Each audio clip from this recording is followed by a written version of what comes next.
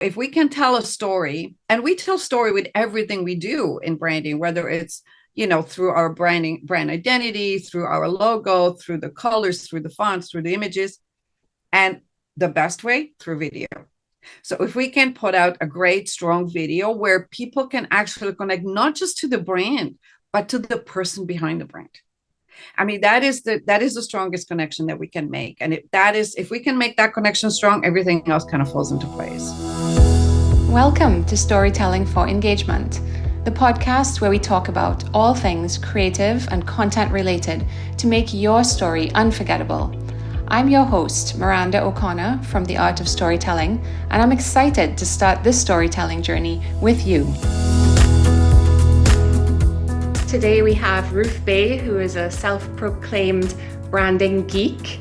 And I was following Ruth on LinkedIn for a few months, and I was absolutely thrilled when I met her in Zoom networking because she's like my LinkedIn branding hero. I love everything she says. The way she talks about branding and telling your story is exactly how I relate to my clients. So I love to follow what Ruth has to give. She really shares a lot of interesting information. If you don't follow her on LinkedIn, you absolutely have to go and follow her right now. Ruth, thanks for being on our podcast today. I'm going to give you a little intro and then I'll let you tell us a little more about yourself. So Ruth got her first camera when she was 9 years old, and she then went on to study photography and graphic design, and she has a lot of good creative direction skills and experience. Ruth, why don't you tell us how you got into creative services and what you think your skill set really is? Well, I mean, as you can imagine, the road was windy and there was a lot of shifts and turns and setbacks. I started as a commercial photographer, and I did that for a number of years, and came to realize that my clients actually needed more than just photography. And so I got involved in design, and I came to realize then that design is actually something that's closer to my heart professionally. I love photography and it's always going to be my hobby, but professionally, design was closer to my heart. And so I had a design studio for about 20 years, and I loved it, loved every minute of it. I had some amazing clients who gave me a lot of freedom to do what I do. But there was one thing missing. And I think that for the most part, most people saw me as a designer, and they didn't really see me as a branding person. And I always thought that I was. And so I started studying branding, and I got involved in art direction, and I started doing the creative direction. And it was all built around developing a brand, because brand is your business. If you have a business, you have a brand, and it is on the top of the food chain. If you don't start with branding, can't really do anything else. So that's why I'm here, and that's what I do. Yeah. And how do you think businesses should think about branding versus marketing or advertising? And I feel like what I do as well with the storytelling videos, I think that's more branding. I don't like to think of it as marketing or advertising. There was a time similar to you, we had a much bigger studio, we had a lot of staff, we were doing a lot of big projects, and some of it was advertising, and the advertising part was not really what we had any passion for. So yeah, what do you think the difference is between the branding and the advertising? Well, I think that the way to look at it is branding is the umbrella, is the overarching umbrella that encompasses absolutely everything you do in your business. Uh, Something that many business owners do not really understand is it really is how you answer the phone. It really is how you act at a party that you go to and then you post about it on social media. So it really is not just a logo. It's not just the website. It's not just all those tactical steps that you take, but it's everything. And so I'd like to think of branding as the story of the brand. It's the story of your purpose, why the business exists, what are the goals, where do you see that business in the future, and how is it going to make a difference? Marketing, on the other hand, I think that's the strategy of how we get the word out. And that encompasses a lot of the tactical tasks, a lot of the tactical steps. So whether it be the strategy of developing a specific website or starting an e-commerce or getting involved in social media. That is all part of marketing. Advertising is sort of a subheader of marketing. And it is really a direct way of getting that message out. And it's promotion. It's really how we promote and differentiate the brand through advertising. So I think that's how it kind of rolls down. Yeah, exactly. And what about just like how customers perceive your brand? That is what branding is. So how do organizations really bridge that gap between their intended brand identity that they want their brand to be and how are they actually perceived by the audience? How do businesses deal with that?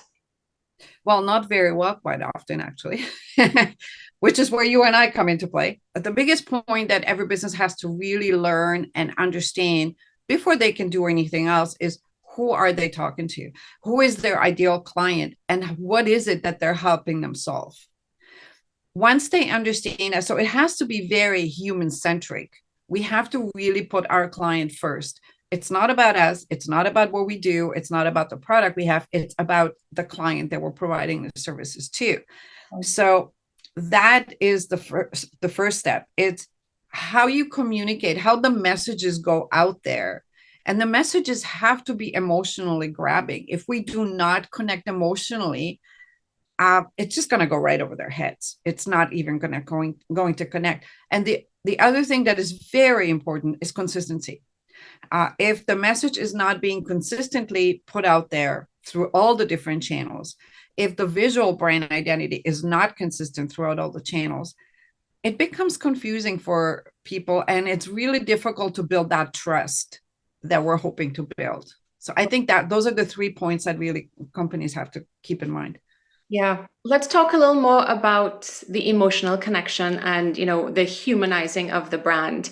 I know you like to talk strategy, but what kind of tactical things do you think that includes? Well, I think that one of the first things that we need to talk about is tell the story. How do we tell the brand story? We're all storytellers. We all love stories. So if we cannot put a strong story together about the brand, about how we got to exist and what is the plan, what do we want to change, how do we want to help, it's almost impossible to build a brand anywhere from there. Now, as human beings, we connect to two things. We connect to emotions and we connect to visual stimuli. So what is the best way of putting stuff out there is visually. So if we can tell a story, and we tell story with everything we do in branding, whether it's, through our brand identity, through our logo, through the colors, through the fonts, through the images, and the best way through video. So if we can put out a great, strong video where people can actually connect not just to the brand, but to the person behind the brand. I mean, that is the strongest connection that we can make. And if we can make that connection strong, everything else kind of falls into place. Yes, absolutely. Because when you're watching someone in a video, that's the closest thing to actually speaking and interacting with them. And I always find, even though, I'll have lots of different pre-production meetings with my clients on the phone or on Zoom, it's not until you actually go and sit down with them in person and you hear them talking about their passion for their job or what they do or what is so unique about them. At that point, then that's when I can leave and say, okay, I actually know this person and I really trust this person. And if I had to go and buy this service, I would go to them because they really do it well. And this could be people that you like, businesses you might know of that might be local to you, but until you actually get that personal connection, you don't really become their fan. Well, and I think that the other thing to consider is the voice. I've worked with companies that are even though the brand may be fun and it may be exciting, but the person behind it may be very subtle and may be very subdued. That is important to recognize, because if we're expecting something from a brand and then we face it and it's completely different, then it's disappointing and that trust is not there. So I'm sure for you, especially when you're building a story of a brand, putting the voice together with the brand, I mean, I think that's the key, isn't it? Yeah, yeah. So are you meaning like if someone is chosen to be on the video, but they're not really as enthusiastic as expected? Yeah. Yeah, we do have that happen sometimes. But the nice thing is our videos usually have more than one person in it. So we usually have two or three people telling the same story. So you can kind of highlight the better parts from each person. And all the pressure isn't on one person to tell the story, because storytelling really is multiple voices um, telling the story to form that impression of the brand. It can't just be one person. One person can't tell the story or be able to build a brand on their own, right? Right. Branding comes from so many different things, so many different perspectives and opinions is what your brand is. And it's really hard for an organization to control that brand thought, like that thought about the brand, because it plays on so many different parts. For sure, 100%. And I think that it's also especially for you when you're working with organizations, I think really keeping that brand consistent means that the leadership, it has to start with the leadership. If the leadership really understands the vision and the mission of the organization and they pass it down to everybody else, that's when you got a great story. Yes, that is absolutely correct. And I've seen that so many times where, maybe larger organizations, they have a better grasp on almost like their language. The language that they use is a little more consistent between all of the different executives or employees at different levels. They all understand the goal and the mission, and they use similar language to explain what they're doing. But sometimes you might go to a different business, maybe a smaller business, and that's not really embedded in the organization. So you can talk to different employees and you start to get different kind of ideas, but it's not very cohesive. So Right. that's when you can tell that the brand is not as strong in those kind of businesses. Right. For sure. Mhm. Um, so what are some of the critical components of a brand strategy that helps to build trust and credibility? Well, again, I think we have to start with the purpose. I think that the purpose has to be clear, it has to be defined, and it has to have a point that is bigger than the actual person that's in charge. It always makes me think of Simon Sinek and his infinite game, you know, because that's when companies really do make a difference. That's when they really can change the world, for lack of a better term. I think that one of the biggest things that companies can do to really create that trust is they have to minimize the brand gap. And I talk about that in a couple of my articles where brand gap is really the difference between what the brand promises and what the brand delivers. I keep telling the story about going to a restaurant. So, you go into a restaurant, you want to go to a restaurant, you research it online, you get these beautiful images, everything is just great and you're loving it. You can't wait to go. And then you show up and there is no tablecloths on the tables and the food is mediocre. The service is really not great and you're disappointed. And when that happens, there's no way you're coming back, Right. or there's no way that you're going to recommend it. So I think that is really the brand promise has to be strong, and we have to, if not deliver, over deliver. That's what makes the biggest impact on people, and everything has to be done authentically. I think that if you make a promise, if it's not authentic, people can pick up on that. Yeah. And if it's not authentic, there's no way that you're going to build that loyalty. Yeah. So I think that those are big pieces that have to be taken. In that restaurant example, the restaurant was over branding or trying to brand themselves in a way that they actually weren't. Well, basically what happened, look, everybody wants to look the best, right? So we build websites, we take photographs, we set it up, we get it all beautiful, and we put it out there. And that's great as long as you can actually make that happen in reality. And it's happened to me where I did go to a restaurant where they're talking about this beautiful service and there's candles on a table and there's a tablecloth and the food is fabulous. And I get there and I feel like, well, I didn't get any of that. Yeah. And so not only am I disappointed, so you did not deliver on your promise as a restaurant. But I will never put the word out there. I would never recommend it to my friends. And let's face it, that is the best way of advertising, is a word of mouth.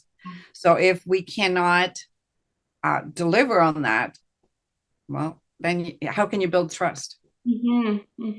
Okay. Um, what's one of the first things you would do with a new client? Like if a new client came to you and said, Ruth, how can you help me with my brand? What are the first steps you'd have to go through? I'd want to hear their brand story.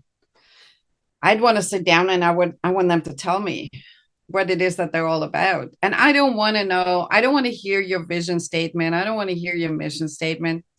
That comes down the road. I want to hear exactly, why do you get up every morning and do what you do? Mm-hmm. What drives you? And if I can understand and if I can really pick up on that passion of the business, then we can start looking at all the actual aspects. Then we can look at their brand identity, their visual brand identity. Then we can look at who's their ideal client. That's always where we start. Who's your ideal client? And then we start rolling out all the different tactics that will connect to that ideal target market. Yeah. And social media is going to be big, of course, for most businesses. And so it's also deciding what the content should be. What kind of content should we be putting out there? Is it videos? Is it articles? Actually, it should be a little bit of all of it, right? So but it always starts with the brand story. Yeah. And do you think the brand story always comes from the CEO? Not necessarily. Not necessarily. I mean, it should. The CEO should absolutely understand the brand story, but sometimes you get the brand story from the people who are working in the company. Yes. Especially those who've been there for a long time, because let's face it, most, especially small businesses, they will probably have a team of people who were there on day one. Yes.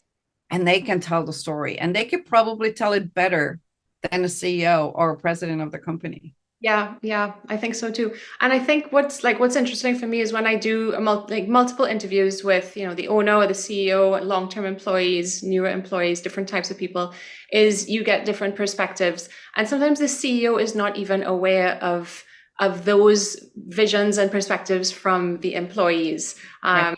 Even more so from client testimonials. I absolutely love testimonials because it gives the business a different perspective again on what they're actually doing and how they're actually adding value to their clients.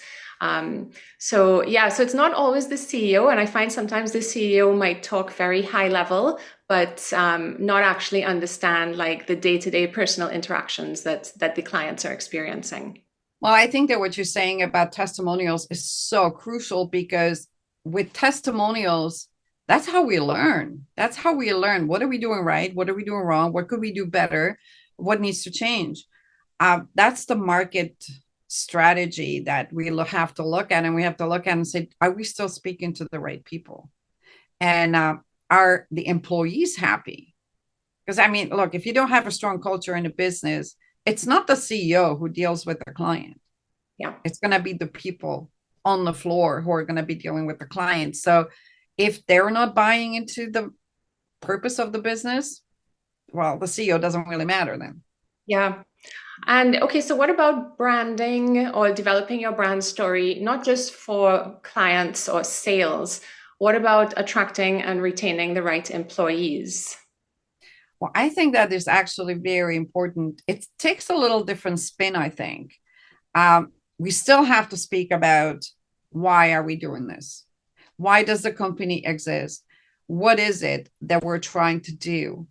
But it's not really about the high level vision anymore. This is about how can we collectively help. Mm-hmm. And if we can get people excited about this and make them excited about the vision and about the purpose, and if we make them part of the story, I think that's when you really build a strong culture, and those people will do anything to support that purpose and that vision and that brand. Yeah, absolutely. Yeah. Mm-hmm. What kind of emerging trends do you see or technology do you see that's going to impact branding and storytelling? Boy, well, I think that I mean, AI, I mean, that's really where it's all out. And It's interesting because you're looking at the VR, you look at ChatGPT, and generating content is no longer what it used to be. And it's very, very helpful because you can look at ChatGPT, and I mean, I use it every day.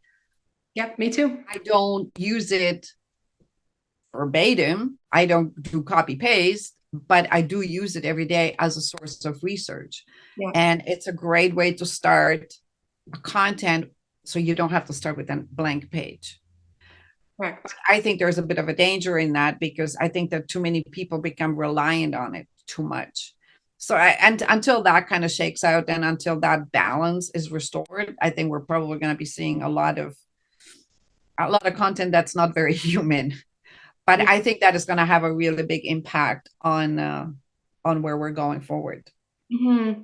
Well, I think that authenticity is going to be even more important in the future because of AI. So I think, all of these, I don't mind AI assisted work, in like Photoshop or video editing, but I think the authentic images, video and images, I think that's really going to be what's going to distinguish brands in the future because they are coming forward with their true self and they are showing how it actually is. And people will identify that this is real and this is not real. Well, I think this is where the understanding your markets and understanding your clients is going to become really crucial because, we automate almost everything right now.